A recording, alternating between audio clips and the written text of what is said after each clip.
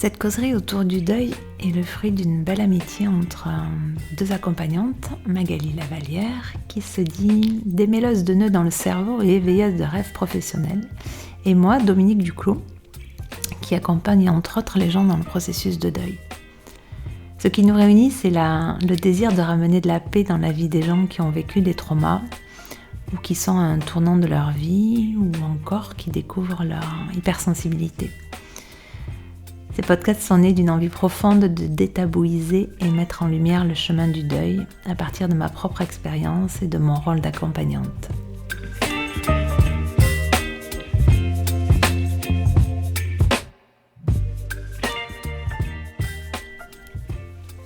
Bonjour. Bonjour.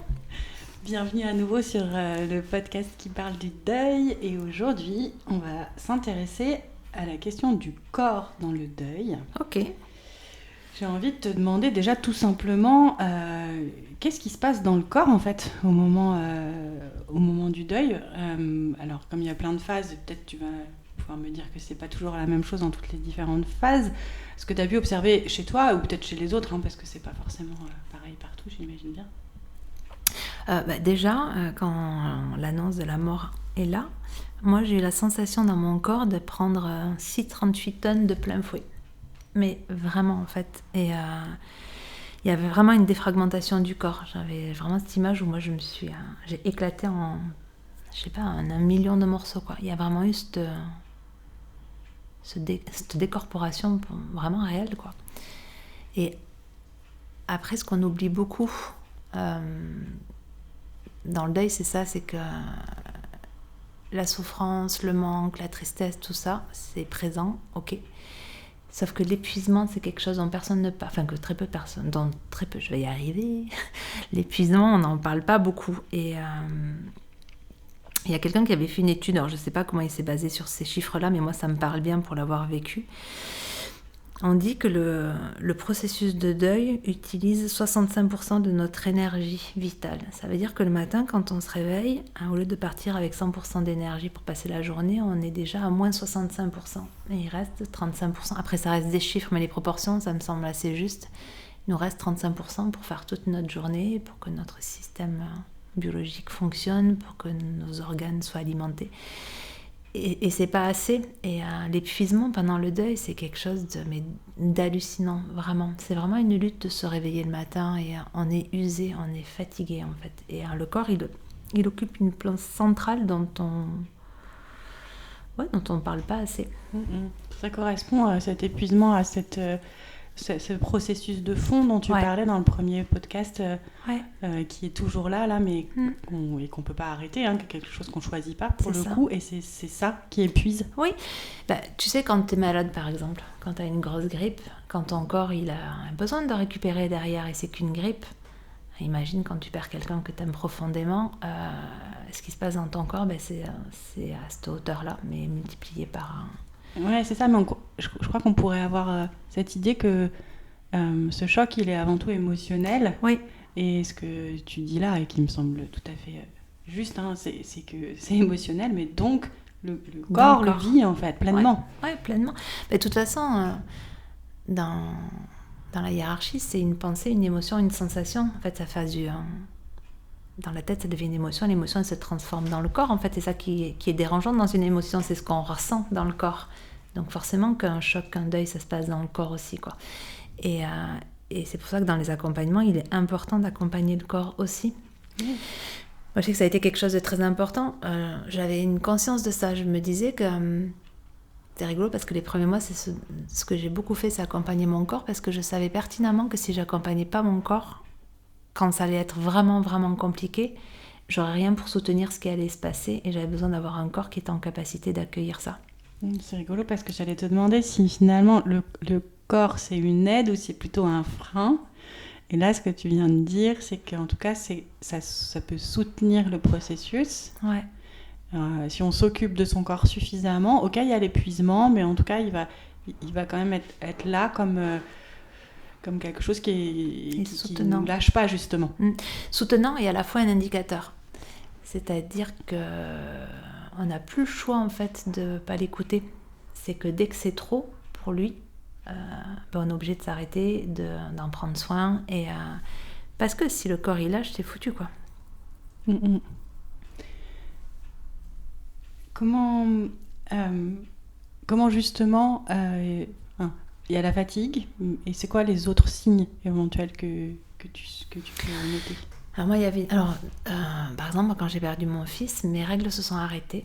Elles sont revenues 1 an après.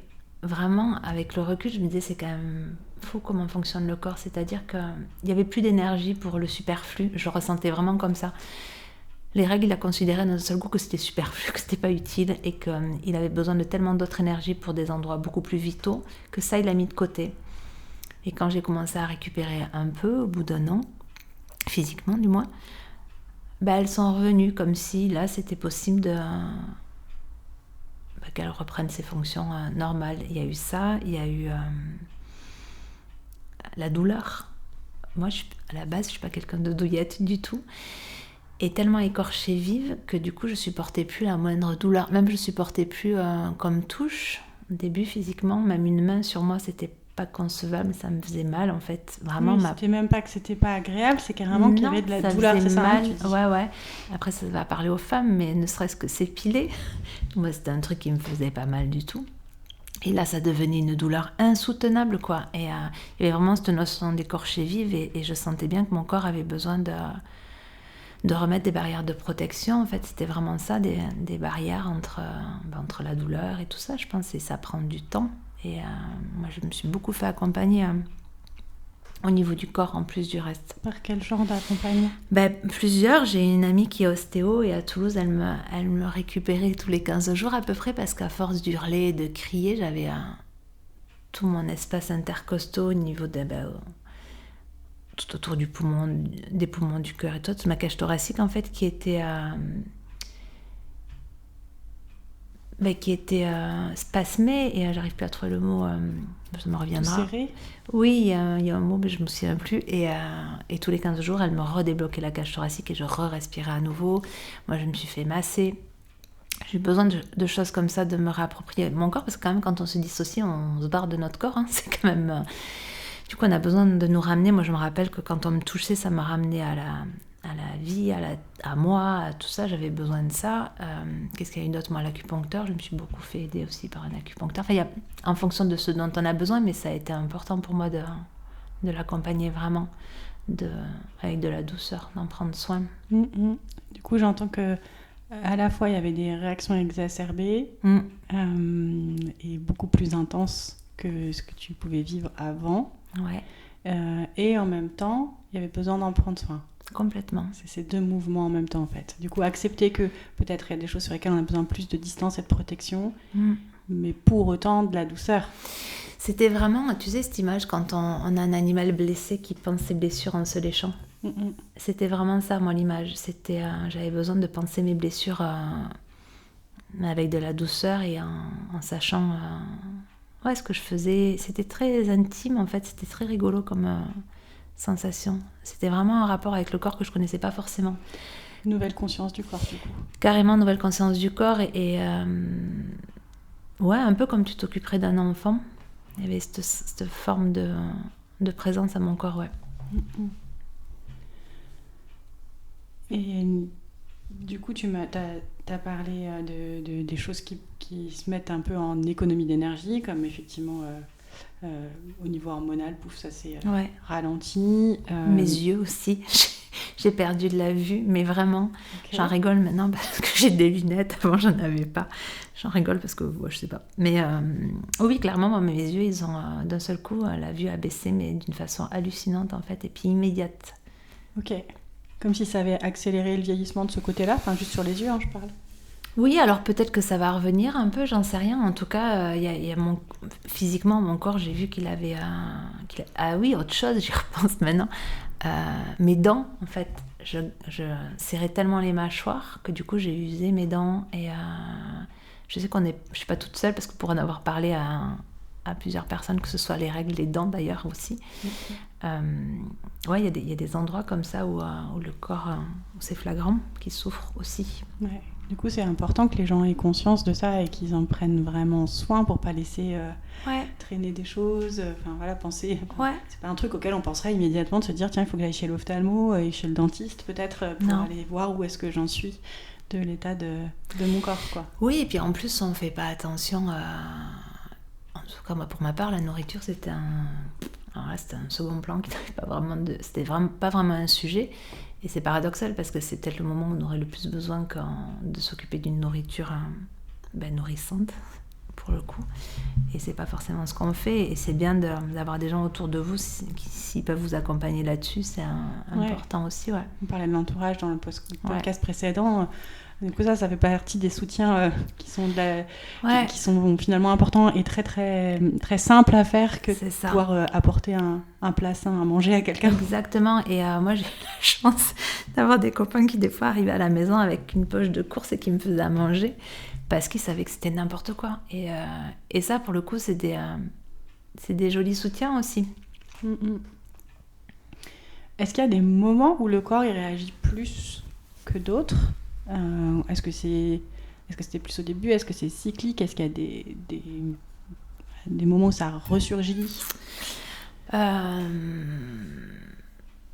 mon corps, il fonctionne plus du tout pareil. Donc, il a une intolérance maintenant à la souffrance physique et émotionnelle. C'est-à-dire qu'avant, j'avais des grandes capacités. Mes limites étaient très très loin, par exemple. Et maintenant, c'est plus du tout le cas. Je crois qu'il a réduit ces distances-là, en fait, et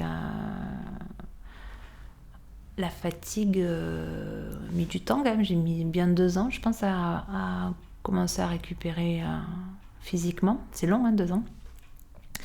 Et non, je pense que j'y fais plus attention, pour le coup, maintenant, où je suis plus à l'écoute de ses besoins. Et on parlait tout à l'heure... avant de préparer, en préparant ce podcast, des dates dans lesquelles les choses peuvent se réactiver, et tu me disais que ça pouvait être dans le corps, justement. Ouais. Alors ça, au début, je me disais, bof, je sais pas trop. On me disait, tu verras les dates. Hein. Je dis, c'est mental, en fait. Et en fait, non, c'est pas mental.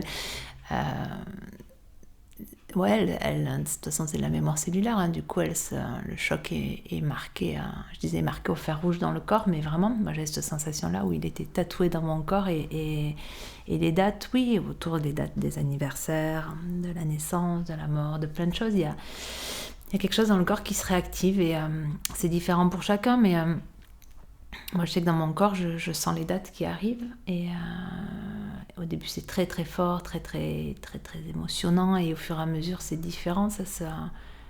Mais il y a toujours une espèce de sensation à l'intérieur qui fait que je sais quelle date on est. C'est-à-dire si tu regardes pas le calendrier et que tu sais pas, c'est ton corps qui va te l'indiquer, quoi. Ouais, vraiment, ouais.